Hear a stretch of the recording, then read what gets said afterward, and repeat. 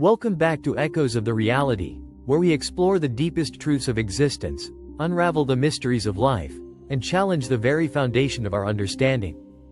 If you're someone who craves wisdom and insight, you're in the right place.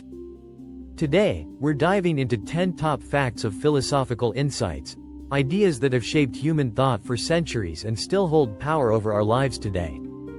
So sit back, clear your mind, and let's embark on a journey of profound realization. 10 top facts of philosophical insights. Fact 1. The paradox of knowledge. The more you know, the more you realize you don't know. This is the Socratic paradox, often summarized as, I know that I know nothing. Socrates believed that true wisdom begins when you acknowledge your ignorance. Think about it. Every time you learn something new, it opens doors to even more questions. Knowledge is infinite, but our understanding is limited. To illustrate, consider the history of science.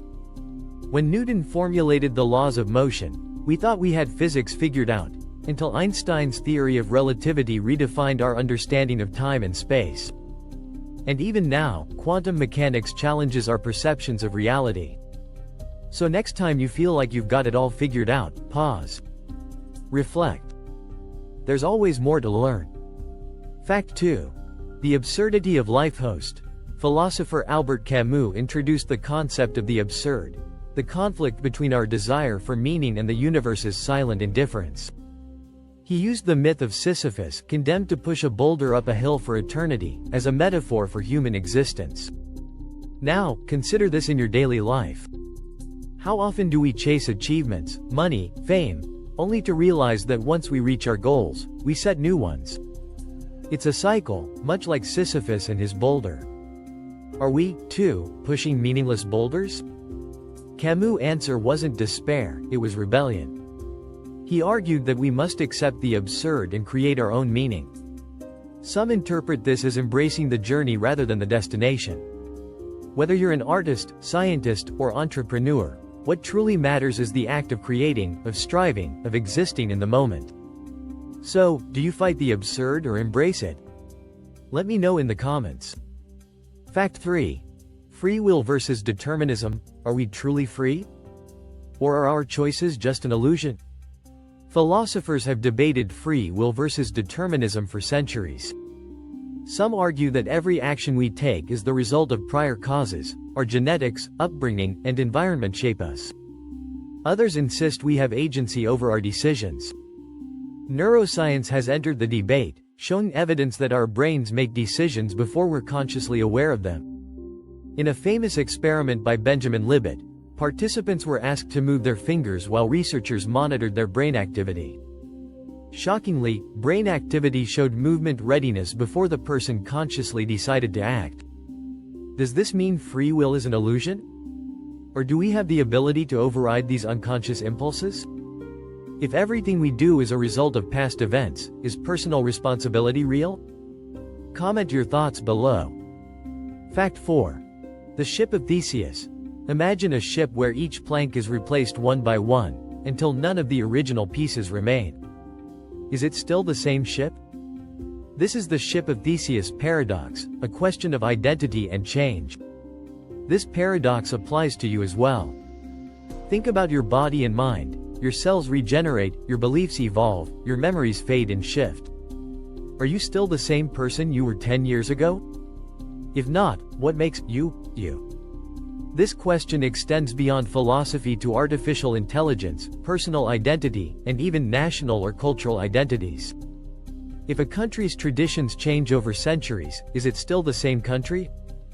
If an AI replicates human thought and consciousness, does it become a person? What do you think? Are we static or ever-changing? Fact 5. The problem of evil. If an all-powerful, all-good God exists, why is there so much suffering? This is the problem of evil, a challenge for theistic philosophies. Some argue suffering is a test, others say free will justifies pain, while existentialists claim life is inherently indifferent. The 18th century philosopher David Hume famously asked, "Is God willing to prevent evil, but not able? Then he is not omnipotent. Is he able, but not willing? Then he is malevolent. But what if suffering is necessary for growth? If pain and hardship build character and wisdom, does that justify it? Or is life just random chaos? This question has haunted humanity for centuries. Let's discuss it in the comments. Fact 6. The trolley problem. Imagine you're standing by a railway track. A runaway trolley is heading towards 5 people who will be killed if it continues. You have a lever that can switch the track, diverting the trolley onto another track, where it will kill 1 person instead. What do you do? This is the famous trolley problem, a moral dilemma that tests our ethics. Utilitarians argue that we should minimize harm, better to kill 1 than 5. But deontologists claim that actively making a choice to kill, even if fewer people die, is still morally wrong. Now, consider real-life versions of this. Should self-driving cars be programmed to sacrifice 1 passenger to save 5 pedestrians? Should governments sacrifice individual rights for the greater good? Morality is complex, and this problem has no perfect answer. What would you do? Fact 7. Nietzsche's eternal recurrence. What if you had to live your life over and over again, exactly as it is, for eternity? Friedrich Nietzsche proposed this idea as the eternal recurrence, a thought experiment to challenge how we live.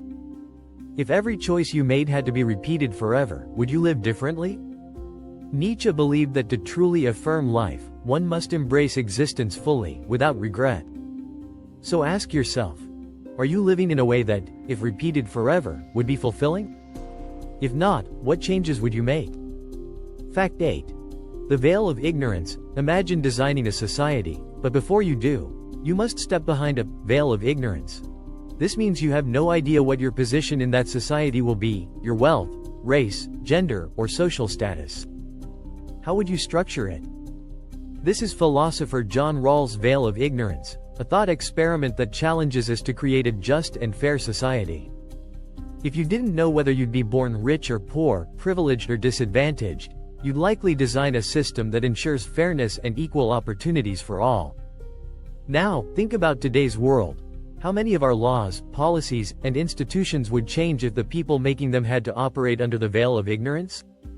Would wealth be distributed differently? Would education and healthcare be more accessible? This idea isn't just political, it applies to how we treat others in daily life. What if we made decisions not based on personal gain, but on fairness for all? What kind of world would that create? Fact 9. Plato's allegory of the cave. Are we truly seeing reality, or just shadows on a wall? Plato's allegory of the cave is one of philosophy's most famous metaphors. Imagine prisoners chained in a cave, facing a wall. Behind them is a fire, and between the fire and the prisoners, people pass by, casting shadows on the wall. The prisoners believe these shadows are reality because it's all they've ever seen. One day, a prisoner is freed and steps outside the cave, seeing the real world for the first time, the sun, the trees, the sky. At first, it's blinding and confusing, but eventually, he understands that the shadows were mere illusions. Now, apply this to your own life. What if much of what we believe, our perceptions, social constructs, even our identities, are just shadows of a deeper reality? How do we break free from the cave of ignorance and see the world as it truly is? And if you were that freed prisoner, would you go back to enlighten others, even if they refused to believe you? Fact 10. The simulation hypothesis. What if everything around you, your life, your memories, even your thoughts, were part of an advanced simulation? This is the simulation hypothesis proposed by philosopher Nick Bostrom.